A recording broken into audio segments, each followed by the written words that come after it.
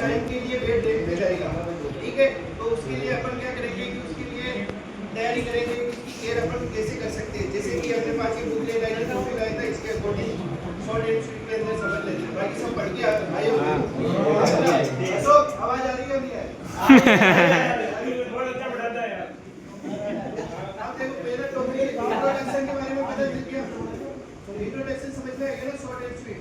Okay, अब home care के बारे में बताएंगे। स्वीट में क्या है? कहते हैं जैसे कि अपन एजेस ये जो है ना, सुनना अपन एजेस ये जो है बार-बार फील्ड के अंदर नहीं जा सकते, तो अपन क्या करेंगे कि उनके घर वालों को या आस पड़ोसियों को या जो समझदार है पढ़े लिखे उनको समझाएंगे कि ये पेशेंट ये है, इसकी केयर ऐसे करते हैं। अगर इनसे घर वालों से नहीं हो रही है तो आप इसके अंदर कैसे हेल्प कर सकते हैं होम केयर के अंदर, है ना। ज़्यादा कुछ नहीं बताना। कम्युनिकेशन स्किल्स का मतलब होता है कि पेशेंट मान लो कि गूंगा है, वो अपनी प्रॉब्लम नहीं बता पा रहा है, तो वो क्या करेगा, गेस्चर पोस्चर से अपन उसका हालत ये कर सकते हैं ना, जायजा ले सकते हैं। अगर वो पेन हो रहा है तो वो क्या करेगा, बोल तो नहीं सकता है वो, तो भी बाद में क्या करेगा, वो बताएगा कि हाँ मेरे यहाँ पे पेन हो रहा है। अपन पूछेंगे क्या हो रहा है, तो वो बोलेगा कि हाँ यहाँ पे मेरे पेन हो रहा है, या मेरे को वोमिटिंग आ रही है, भूख लग रही है, बुखार आ रही है। तो अपन क्या करेंगे, उसको टेम्परेचर चेक करेंगे, बुखार हो रही है, ज़्यादा हो रही है तो क्या होगा, अपन उसको चेक कर सकते हैं, शुगर चेक कर सकते हैं, है ना, ठीक है। दूसरी है psychosocial and spiritual support in palliative care. Psychosocial का मतलब क्या होता है कि पेशेंट अगर लंबे बेड रेस्ट पे जा रहा है तो उसको जीने की इच्छा खत्म हो जाती है ना, कि यार अब मैं तो मर जाऊंगा ऐसे कैसे, ठीक है। तो अपन क्या करेंगे कि कोई कुछ नहीं होगा, सबको एक दिन जाना है ना।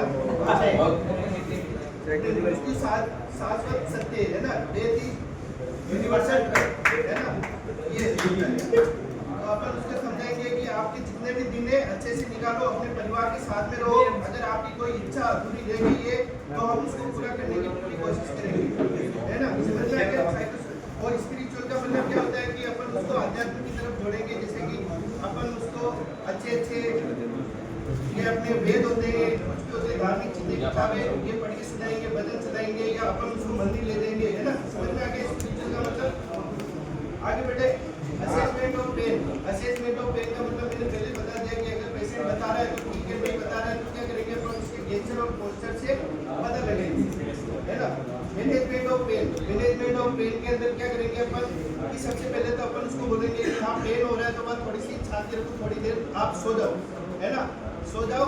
और सो जाओगे तो पेन से रिलीफ हो जाएगा आपको, वरना नहीं होगा तो अपन क्या करेंगे, उसको मेडिसिन देंगे।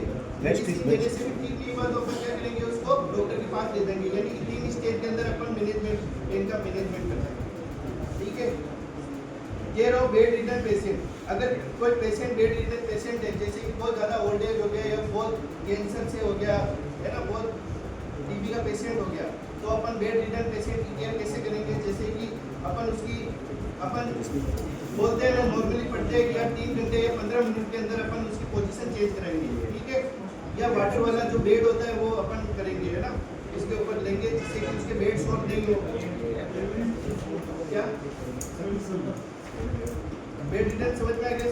सिंपली फार्मेकोलॉजी का मतलब होता है कि अगर कोई पेशेंट, जैसे एग्जाम्पल से समझते हैं कि बहुत सारे पेशेंट होते हैं या बहुत सारे लोग होते हैं जिनके ये बीपी शुगर की गोलियां होने चलती है ना। बीपी शुगर की गोलियां अपन उसका बीपी चेक करके या ग्लूकोमीटर से अपन उसकी चेक करते रहेंगे, और जैसे कि उसके नॉर्मल चल रही है तो वो देते रहेंगे, है ना। बीपी के अंदर तो वही एम्लोडिपिन, रोजवास्टिन ये चलती है। और शुगर के अंदर क्या करेंगे कि अगर वो इंसुलिन पे है तो अपन क्या करेंगे, इंसुलिन पे है तो पेशेंट पहले तो गोली पे आता है डायबिटीज के अंदर, ठीक है।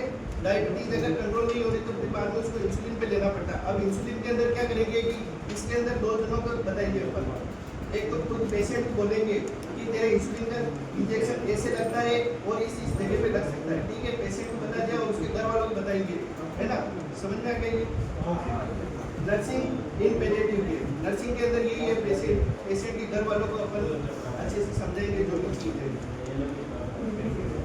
Common nursing palliative care in HIV AIDS, ये सबसे मेन होता है। अगर किसी की फैमिली के अंदर किसी को HIV एड्स या हेपेटाइटिस या टीबी ये है तो अपन उसको क्या बताएंगे, वेरिएंट नर्सिंग के वो, है ना, ये चीज़ें बताएंगे। करेंगे वेरिएबल नर्सिंग, यानी कि अगर आप किसी पेशेंट की केयर कर रहे हो तो आपको मास्क लगाना है ना, और वो भी जो भी उल्टी कर रहा है या फ्रेश हो रहा है तो उसको वो जो कूड़ा है उसको आप कैसे डिस्कार्ड करोगे, बच्चों को दूर रखना है, उसका कमरा अलग रखना है, उसको डाइट अच्छी देनी है वगैरह ये, और जो उसकी मेडिसिन चल रही है उसको टाइम टू टाइम देना है। अगर कोई हालत खराब हो रही है ना, तो आप क्या करोगे, उसको डॉक्टर के पास ले जाओगे, या आपके पास कॉल सेंटर होता है ना, ART जिससे तो कॉल सेंटर होता है, तो उसके ऊपर फोन लगा के पूछ सकते हैं कि पेशेंट को ये प्रॉब्लम हो रही है तो आप क्या करें, तो वो बता देंगे कि आपको घर पे मिले दो रात भर इसे कर लो, नहीं तो आप उसको हॉस्पिटल ले आओ।